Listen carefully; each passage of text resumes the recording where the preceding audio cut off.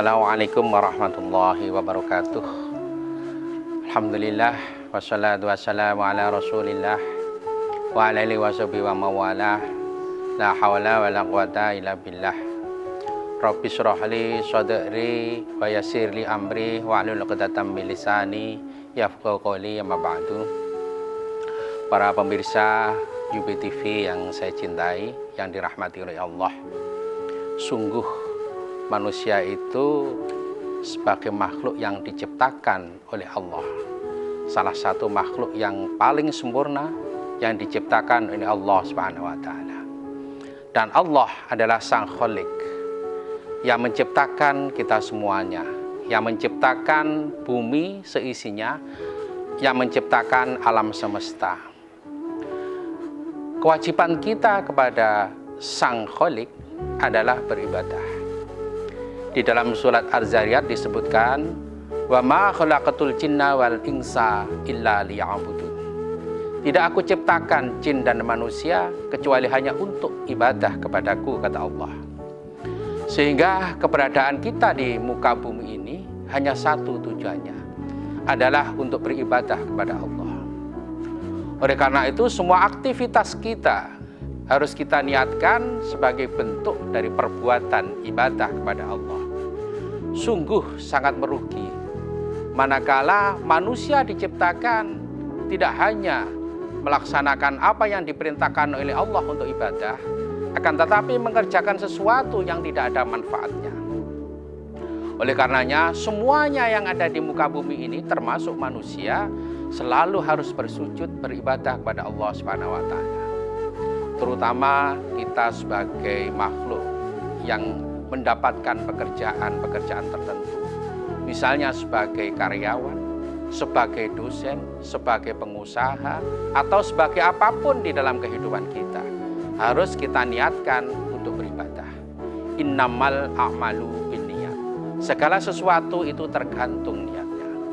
Kalau kita sebagai seorang dosen atau seorang tenaga pengajar misalnya, berangkat dari rumah harus kita niatkan untuk beribadah kepada Allah. Tentu itu yang paling baik. Karena apa? Karena setiap langkah kita akan dicatat sebagai amal dan akan dicatat sebagai satu perbuatan yang nantinya akan bermuara kehidupan yang lebih abadi, yaitu kehidupan di akhirat nanti. Dan ini yang harus kita tekankan di dalam kehidupan kita. Jangan sampai kita melakukan satu perbuatan yang itu tidak ada nilai ibadah. Kadang-kadang satu perbuatan yang sebetulnya perbuatan sepele akan tetapi bernilai ibadah. Misalnya membantu orang, menyingkirkan batu di tengah jalan manakala ada orang lewat supaya lebih bisa lewat dengan baik, mengajar di kampus, kemudian memberikan tausiah, bahkan melaksanakan perbuatan-perbuatan yang seolah-olah itu sederhana, tapi beribadah kepada Allah. Ketika kita berangkat, tahu-tahu ada orang yang naik sepeda dan kemudian sepedanya bocor atau gembos, kita bantu mereka. Itu adalah ibadah. Atau kita sendiri misalnya, ketika kita berangkat ke kantor, ternyata mobil kita mogok misalnya, atau kendaraan kita mogok. Kalau kita berniat ibadah, maka kita dengan sabar untuk memperbaiki mobil itu sampai di mana mobil itu nanti akan menjadi baik. Dan bisa kita laksanakan itu untuk terus melakukan satu aktivitas. Itulah ibadah. Nah, ibadah ini harus dibarengi dengan ketakwaan. Tidak bisa orang beribadah tidak didasarkan kepada takwa. Takwa artinya bahwa melakukan satu perbuatan yang diperintahkan oleh Allah dan menjauhi apa yang dilarang oleh Allah. Tidak ada manusia yang sempurna. Manusia itu selalu ada kesalahan. Manusia itu tempatnya lupa. Manusia itu tempatnya lali di dalam bahasa Jawa. Al-insanu mahalul khotok wa nisyan. Setiap manusia pasti punya luput atau punya kesalahan dan kelalaian. Bahkan bukan cuma kita, Nabi Adam pun pernah lalai. Oleh karena itu Nabi Adam selalu berdoa, Rabbana dzalamna anfusana wa ilang taghfir lana wa tarhamna lanakunanna minal khosirin. Dia akan merasakan bahwa dirinya zalim. Lalu apa makna takwa itu? Makna takwa itu di dalam Al-Quran sudah disebutkan di dalam surat Al-Baqarah yang setiap kali kita baca, bahwa Al-Quran itu adalah petunjuk bagi mereka yang bertakwa, hudal lil muttaqin. Lalu siapa orang yang bertakwa itu? Alladzina yu'minuna bil ghaibi. Mereka yang beriman kepada hal-hal yang gaib. Yang gaib itu yang mana? Yang gaib itu yang dikatakan sebagai sesuatu yang akan terjadi, sesuatu yang belum terjadi, yang tidak kelihatan oleh manusia, yang nanti pasti akan dialami oleh manusia. Maka itu gaib. Contohnya, misalnya di dalam kehidupan sekarang ini nanti akan berakhir pada kehidupan selanjutnya, yang disebut dengan alam barzah atau alam kubur. Di alam kubur itulah manusia nanti mulai dimintai pertanggungjawaban. Mereka akan ditanya sesuatu tentang keduniawian. Oleh karenanya di alam kubur itu merupakan bagian penting di dalam perjalanan kehidupan selanjutnya. Oleh karenanya alam kubur termasuk sesuatu yang gaib yang juga akan terjadi di masa-masa berikutnya setelah kita menjalankan tugas-tugas kita di muka bumi.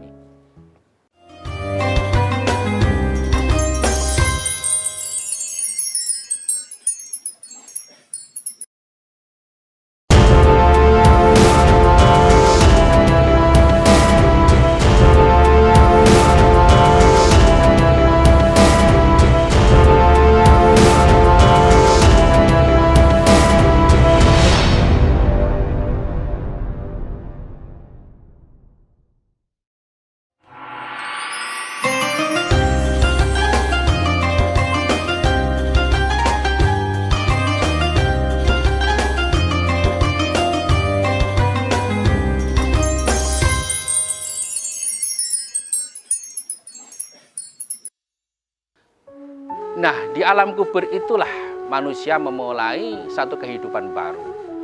Kita tidak pernah tahu apa yang terjadi di alam kubur itu, akan tetapi keyakinan kita, kegaiban kita mengatakan bahwa alam kubur itu ada menurut agama Islam.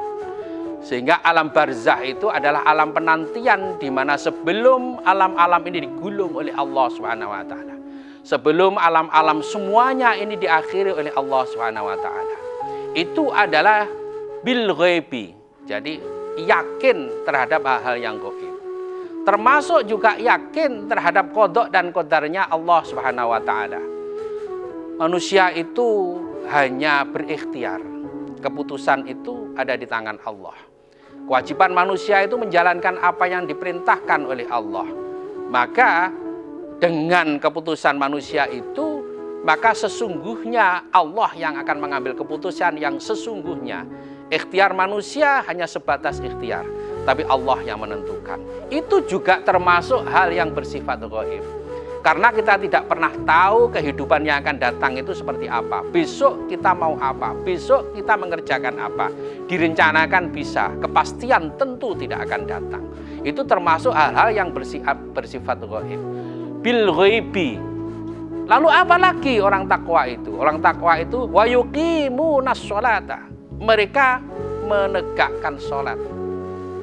Menegakkan sholat itu tidak hanya menjalankan sholat, akan tetapi menegakkan sholat. Menegakkan sholat itu makna dari sholat itu sungguh harus diresapi.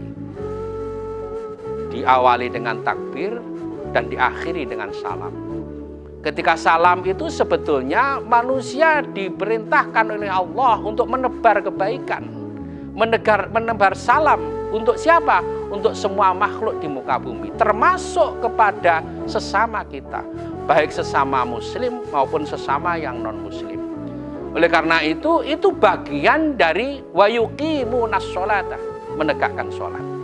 Banyak orang yang menyampaikan bahwa kita sudah sholat, tapi kok masih melakukan perbuatan maksiat misalnya. Itu belum menegakkan sholat namanya. Itu masih menjalankan sholat, melaksanakan sholat. Kalau kita menegakkan sholat, artinya bahwa sholat itu betul-betul tegak. As-sholatu imaduddin. Sholat itu adalah tiang agama. Siapa yang menegakkan sholat, maka dia menegakkan tiang agama. Dengan cara menjalankan apa yang diperintahkan oleh Allah dan menjauhi apa yang dilarang oleh Allah. Inna sholata tanha anil faksya'i wal munkar. Sholat itu harus bisa mencegah perbuatan keji dan mungkar. Kita sholat setiap hari, akan tetapi masih juga kita kadang-kadang melaksanakan satu perbuatan itu, perbuatan keji dan mungkar itu. Maka kita belum betul-betul sholat, belum menegakkan sholat, tapi masih menjalankan sholat, tapi masih melaksanakan sholat. Lalu ketiga apa? Yang ketiga, orang takwa itu adalah wa mimma razaqnahum yunfiqun. Mereka adalah membayar zakat, infak, sedekah. Jadi di antara kita harus kita berikrar di harta kita itu adalah ada harta orang lain. Ini adalah konsep Islam. Paling tidak kalau gaji 2,5% itu umumnya. Tapi kita tidak boleh menyampaikan bahwa hanya 2,5% atau 2,5%. Itu namanya kita hitung-hitungan dengan Allah. Kalau bisa ya jangan hitung-hitungan dengan Allah. Kalau harta kita 100.000 ya jangan diberikan 2.500 lah. Berikan saja 10.000. Allah pasti akan mengganti yang lebih besar lagi. Karena pembayaran zakat, infak, sedekah dan lain sebagainya itu tidak membuat orang itu semakin miskin, tapi semakin kaya. Bahkan akan dimudahkan rezekinya oleh Allah Subhanahu wa Ta'ala. Kita belum pernah mendengar, misalnya ada orang dermawan, kemudian orang itu menjadi melarat karena kedermawanannya. Kita belum pernah mendengar informasi itu. Misalnya itu loh, bapak itu, Pak si A itu terlalu dermawan, sehingga sekarang hartanya habis. Tidak pernah kita dengar kata-kata itu. Yang kita dengar adalah orang itu dermawan, makanya sekarang hartanya tambah melimpah ruah. Dan itu contoh-contoh di dalam kehidupan kita. Karena itu bagian dari takwa, bagian dari muttaqin tadi yang saya sebutkan tadi itu. Sehingga matematika sedekah itu tidak bisa disamakan dengan matematika pada umumnya. Atau menggunakan ilmu ekonomi pada umumnya, tidak bisa. 1 atau 10 dikurangi 5, kalau di dalam teori matematika ya tinggal 5. Tapi di dalam teori sedekah tidak. 10 dikurangi 5 bisa saja menjadi 55. Kok bisa begitu? Iya, karena yang 50 dikalikan 10 kali lipat oleh Allah dengan keyakinannya kalau kita bersedekah, memberikan infak kepada anak yatim dan memberikan kemudahan kepada orang-orang yang susah, maka dalam kondisi seperti itu dilipat gandakan oleh Allah Subhanahu wa Ta'ala. Oleh karena itu harapannya kita bisa tahu betul sebetulnya yang mutakin itu yang seperti apa, petunjuk bagi orang-orang mutakin. Islam memberikan garis kepada kita, bahkan itu di surat Al-Baqarah yang sering kita baca setiap hari, apalagi kalau kita sedang membaca Yasin, membaca tahlil di satu kelompok-kelompok tertentu, maka itu pasti dibaca dan kemudian itu dilakukan, dan yang paling penting tidak hanya sekedar dibaca tapi diamalkan.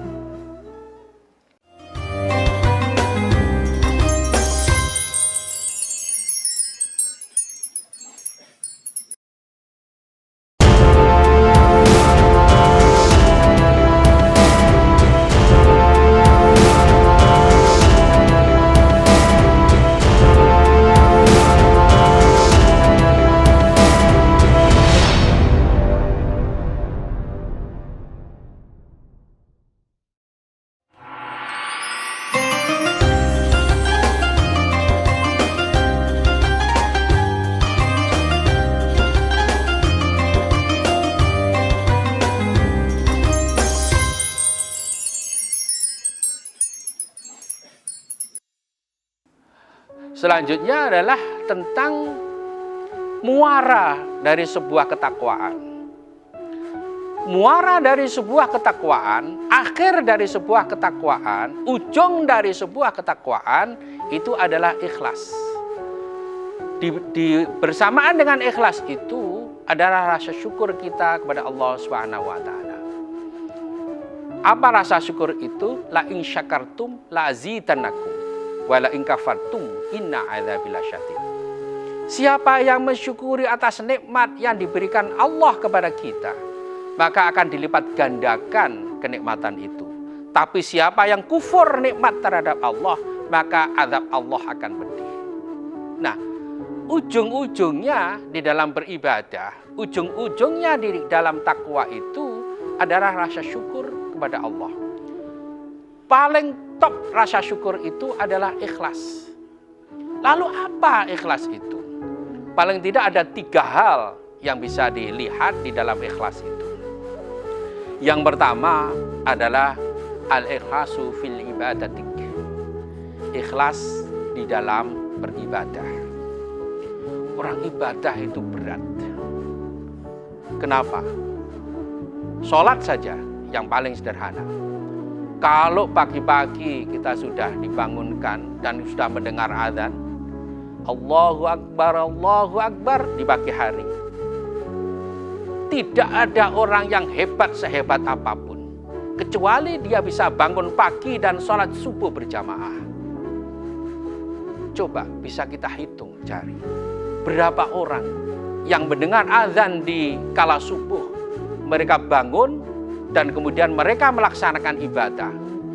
Padahal itu adalah tempat-tempat, waktu-waktu yang paling mustajabah untuk berdoa.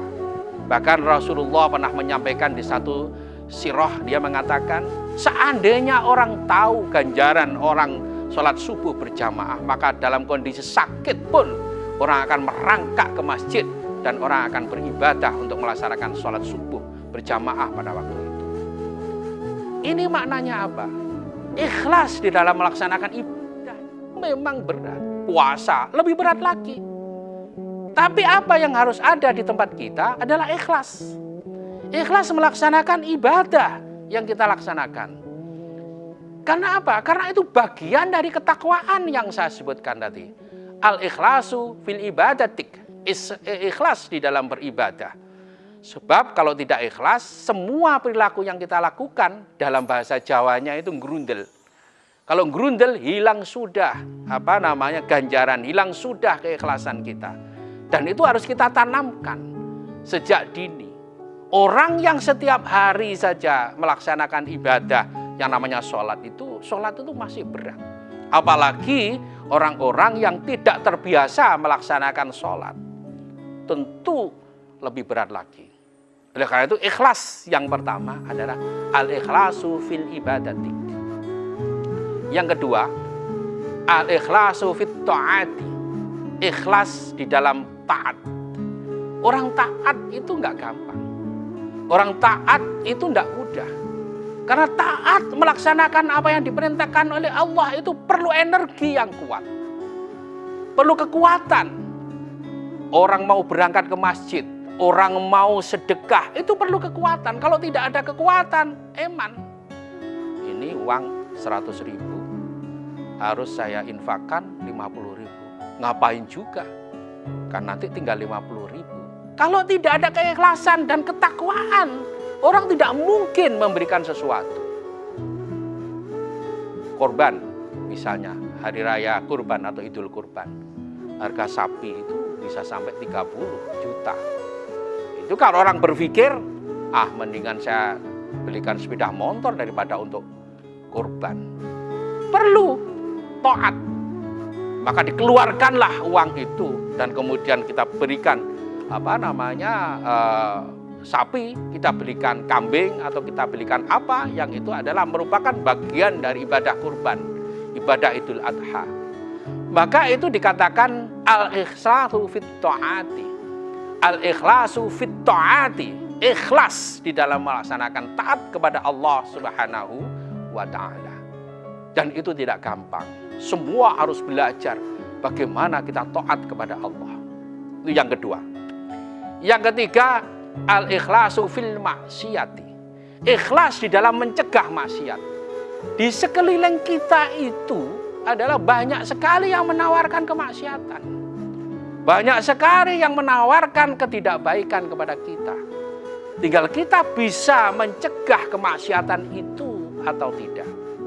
Tapi apabila kita bisa mencegah kemaksiatan itu, maka itu bagian dari ikhlas di dalam kehidupan kita. Oleh karena itu, ikhlas itu tidak mudah. Bisa diucapkan, tapi sulit dilaksanakan.